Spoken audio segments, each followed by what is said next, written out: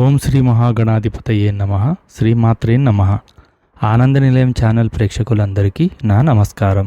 నేను మీ ఆచార్య ప్రసాద్ గురూజీ. ఈరోజు మనం ఈ వీడియోలో సుమంగళి స్త్రీలు ఏ నియమాలు పాటిస్తే తమకు దీర్ఘ సుమంగళి యోగం కలుగుతుంది, అలాగే తమ భర్తకు అదృష్టం ఐశ్వర్యం కలిసి వస్తాయో ఇప్పుడు మనం ఈ వీడియోలో తెలుసుకుందాం. ముందుగా ఈ వీడియో చూసే ముందు ఒక లైక్ కొట్టి మా ఛానల్ను సబ్స్క్రైబ్ చేసుకోండి. అలాగే జై శ్రీరామ్ అని కామెంట్ చేయండి. ప్రతి స్త్రీ సుమంగళిగా ఉండాలని, తన భర్తకు అదృష్టం ఐశ్వర్యం కలిసి రావాలని కోరుకుంటుంది. కాబట్టి మన శాస్త్రాలలో వివరించబడిన కొన్ని నియమాలను ప్రతి స్త్రీ తప్పనిసరిగా పాటించాలి. అప్పుడు మాత్రమే తన భర్తకు అలాగే తన పిల్లలకు మంచి జరుగుతుంది. కుటుంబం అంతా అభివృద్ధి చెందుతుంది. మీ ఇంటి ఆదాయం పెరిగి మీ ఇంటికి మంచి రోజులు రావాలంటే సుమంగళి స్త్రీలు పాటించాల్సిన కొన్ని ముఖ్యమైన నియమాల గురించి ఇప్పుడు మనం ఈ వీడియోలో తెలుసుకుందాం. సుమంగళి స్త్రీలు తమ పాపిట్లో కుంకుమ లేకుండా ఉండకూడదు. ఆడవారి పాపిట్లో లక్ష్మీదేవి నివాసం ఉంటుంది. కాబట్టి స్త్రీలు ప్రతిరోజు కుంకుమ బొట్టు పెట్టుకుంటే మీ కుటుంబం మొత్తానికి చాలా మంచి జరుగుతుంది. దేవుని చిత్రపటాలకు కుంకుమ బొట్లు పెట్టినప్పుడు ఉంగరపు వేలుతో పెట్టాలి. అలాగే ముత్తైదులకు కుంకుమ బొట్టు పెట్టేటప్పుడు చూపుడు వేలుతో పెట్టాలి. అలాగే మీరు కుంకుమ బొట్టు పెట్టుకునేటప్పుడు మధ్య వేలుతో పెట్టుకోవాలి. ఆడవారు ఈ నియమాలన్నీ పాటిస్తే మీకు మీ కుటుంబానికి సకల సౌభాగ్యాలు కలుగుతాయి. ఇక వివాహమైన ఆడవారు ఎట్టి పరిస్థితుల్లోనూ గుమ్మడికాయను పగలగొట్టకూడదు. స్త్రీలు గుమ్మడికాయను పగలగొడితే గర్భసంచి జారిపోయే అవకాశాలు ఉన్నాయని మన ఆయుర్వేద నిపుణుల సూచిస్తున్నారు. ఇక ఆడవారి నెలసరి సమయంలో ఎంగిలి చేసిన నీళ్లను కానీ ఎంగిలి ఆహారం కానీ తన భర్తకు పెట్టకూడదు. నెలసరి సమయంలో మొదటి 4 రోజులు పూజా కార్యక్రమాలను నిర్వహించకూడదు. అలాగే శుభకార్యాలకు వెళ్ళకూడదు. తాంబూలాన్ని కూడా తీసుకోకూడదు. నెలసరి 5వ రోజున తలస్నానం చేసి ఇల్లంతా పసుపు నీళ్లు చల్లుకోవాలి. అప్పుడే మీ ఇంటికి మైలు దోషం తొలగిపోతుంది. ఇక మీ భర్త ఇంటి నుండి బయటకు వెళ్ళేటప్పుడు తన భార్య కుడి చేతిని తాకి బయటకు వెళితే మీ భర్తకు ఆ రోజంతా అదృష్టం కలిసి వచ్చి ప్రతి పనిలో విజయాలు సాధిస్తారు. ఇక స్త్రీలు తలస్నానం చేసిన తర్వాత మీ తల వెంట్రుకలకు తప్పనిసరిగా సాంబ్రాణి పొగను వేయాలి. అదేవిధంగా ప్రతి శుక్రవారం తప్పనిసరిగా ఇంట్లో ఉన్న ఆడపిల్లలందరూ కాళ్లకు పసుపు రాసుకొని ఇంట్లో దీపారాధన చేయాలి. ఇలాంటి చిన్న చిన్న నియమాలను పాటిస్తేనే మీ ఇంటిపై ఎల్లవేళలా లక్ష్మీదేవి కటాక్షం ఉంటుంది. ఇక మీ భర్తకు వచ్చిన జీతం డబ్బులను వెంటనే బీరువాలో పెట్టకుండా ఆ డబ్బును ముందుగా ఉప్పు జాడీలో పెట్టి తర్వాత మీ బీరువాలో పెట్టుకోండి. ఇలా చేయడం ద్వారా మీ ఇంటి ఐశ్వర్యం రెట్టింపు అవుతుంది. ఇక చనిపోయిన వారి ఇంటికి వెళ్ళి తిరిగి వచ్చేటప్పుడు వెళ్ళొస్తామని వారితో చెప్పకూడదు. అలా చెప్తే మన ఇంటికి అశుభ ఫలితాలు కలుగుతాయి. ఇక వాస్తు ప్రకారం మీ బీరువాకు అద్దాలు ఉండకూడదు. ఒకవేళ మీ బీరువాకు అద్దం ఉంటే ఆ అద్దంలో చూసి అలంకరణ చేసుకోకూడదు. ఇలా చేస్తే లక్ష్మీదేవికి కోపం వస్తుంది.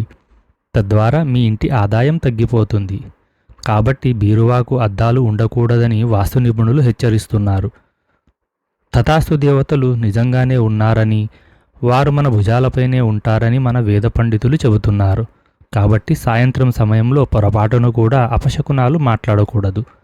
ఇక సుమంగళి స్త్రీలు ఎప్పుడూ కుడి చేతి నుండి గాజులు తీయకూడదు.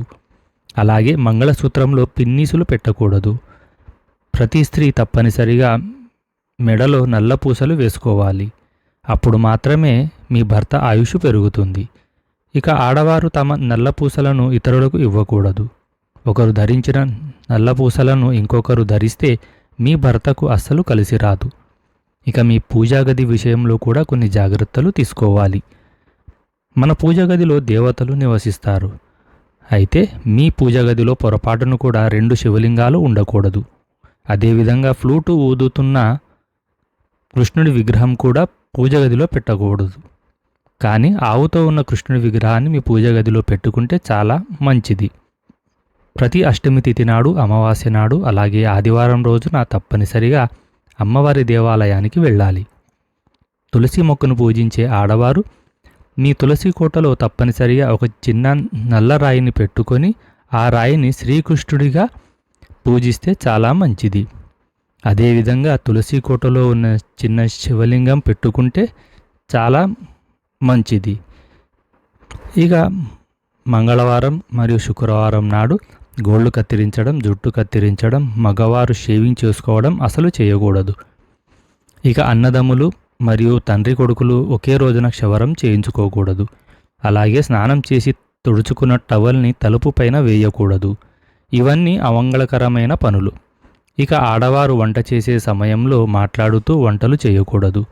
ఎందుకంటే మీరు వండే ఆహారంలో ఉమ్ము పడితే అది మహాదోషంగా పరిగణించబడుతుంది. ఇక నరదిష్టి చాలా భయంకరమైనది కాబట్టి బయట నుండి ఇంటికి వచ్చాక తప్పనిసరిగా కాళ్ళు కడుక్కొని ఇంట్లోకి అడుగు పెట్టాలి. కాళ్ళు కడుక్కోకుండా ఇంట్లోకి అడుగు పెడితే మీ ఇల్లంతా నెగిటివ్ ఎనర్జీతో నిండిపోతుంది.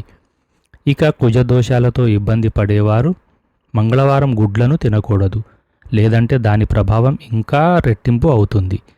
ఇక శనివారం నాడు ఎట్టి పరిస్థితుల్లోనూ నూనె, చెప్పులు, గొడుగు, ఉప్పు ఈ వస్తువులను ఇంటికి తెచ్చుకోకూడదు. భోజనం చేసే సమయంలో తుమ్మితే వెంటనే చేతులు కడుక్కొని ఆహారాన్ని తినాలి, లేదంటే మిమ్మల్ని అనారోగ్య సమస్యలు వెంటాడుతాయి.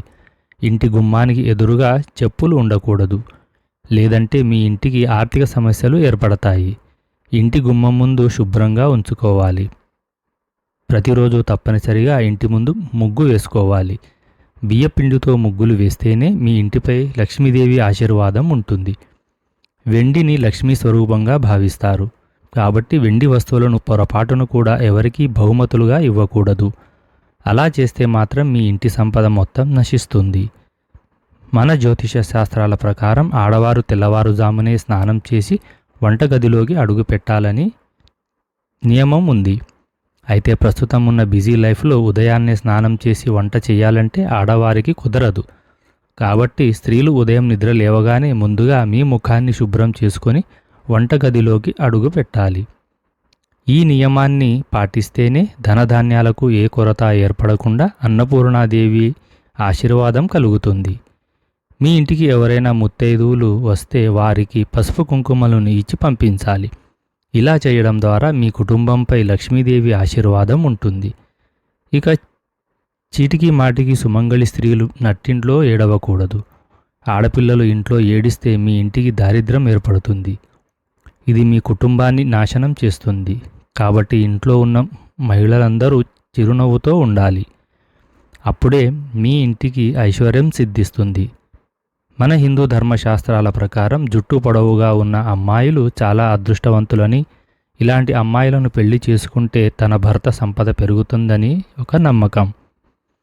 నవగ్రహాలకు ప్రదక్షిణాలు చేసేటప్పుడు శనీశ్వరుడి విగ్రహాన్ని మహిళలు ముట్టుకోకూడదు. ఈ వీడియో గనుక మీకు నచ్చినట్లయితే ఒక లైక్ కొట్టి మా ఛానల్ను సబ్స్క్రైబ్ చేసుకోండి. జై శ్రీరామ్.